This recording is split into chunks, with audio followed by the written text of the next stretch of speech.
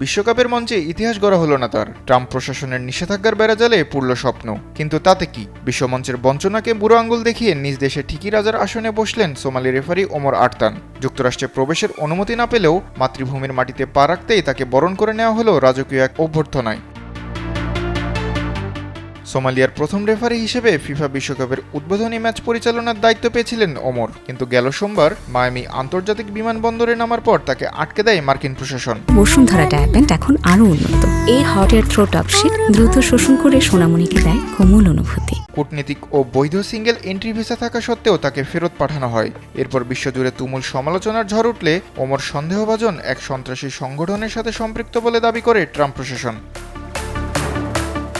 তবে মার্কিন প্রশাসনের এই দাবি সম্পূর্ণ ভিত্তিহীন বলেছেন ওমর। নিউ ইয়র্ক টাইমসকে তিনি স্পষ্ট জানিয়েছেন, সোমালি জঙ্গি গোষ্ঠী আল শাবাবের সাথে তার কোনো সংযোগ নেই এবং এ বিষয়ে তিনি কিছুই জানেন না।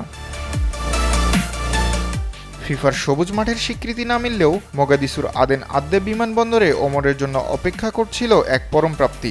সরকারি কর্মকর্তা, ফুটবল ফেডারেশন এবং হাজার হাজার ফুটবল প্রেমী জাতীয় পতাকা ও ওমরের বিশাল ব্যানার নিয়ে তাকে স্বাগত জানায়। চারিদিকে তখন ঐতিহ্যবাহী নাচ গান আর স্লোগানে মুখর ছিল পরিবেশ। ফুটবলের নীতি নির্ধারকরা ওমরের যোগ্যতার মূল্যায়ন করতে ব্যর্থ হলেও কোটি সোমালিয়ানদের হৃদয়ের আঙিনায় তিনি আজ এক অপরাজেয় বিজয়ী বীর।